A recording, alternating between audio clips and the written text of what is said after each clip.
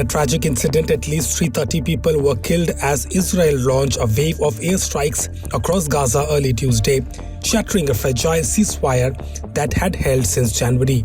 The attacks, which struck multiple locations including Gaza City, Deir al-Balah, Khan Younis and Rafah, marked the most intense Israeli bombardment since the truce took over. Palestinian health officials reported that many of the dead were children as strikes hit residential areas where thousands remain displaced. As the strikes unfolded, a White House spokesperson confirmed that Israel had consulted the Trump administration before carrying out the attacks. President Donald Trump had warned Hamas and other groups, including Iran-backed Houthis, that they would see a price to pay for acts of terrorism. On the other hand, Hamas blamed Israeli Prime Minister Benjamin Netanyahu for violating the ceasefire, accusing him of deliberately endangering hostages by resuming military operations. Netanyahu's decision to restart the war is a choice to sacrifice the occupation's prisons and effectively impose a death sentence on them, a Hamas official said in a statement, alleging that the Israeli leader was using the conflict as a political lifeline to deflect from domestic challenges. In a separate statement, the group warned that breaking the truce places the prisoners in Gaza at an uncertain and dangerous fate. The truce initially broke on January 19th, led to the release of 33 Israeli and 5 Thai hostages in exchange for around 2,000 Palestinian prisoners.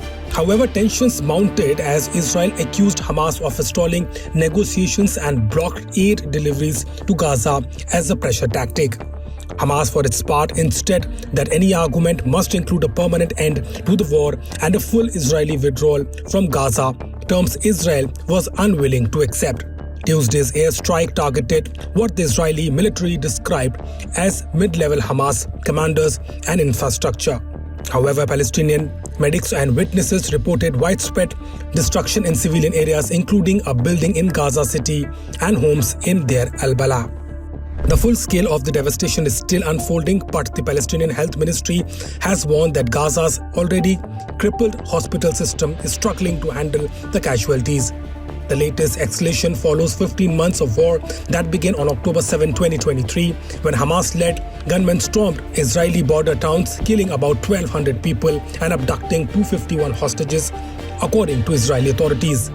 In response, Israel launched a relentless military campaign that has killed more than 48,000 Palestinians, according to Gaza health officials, while devastating much of the enclave's infrastructure and forcing nearly its entire 2.3 million population into displacement.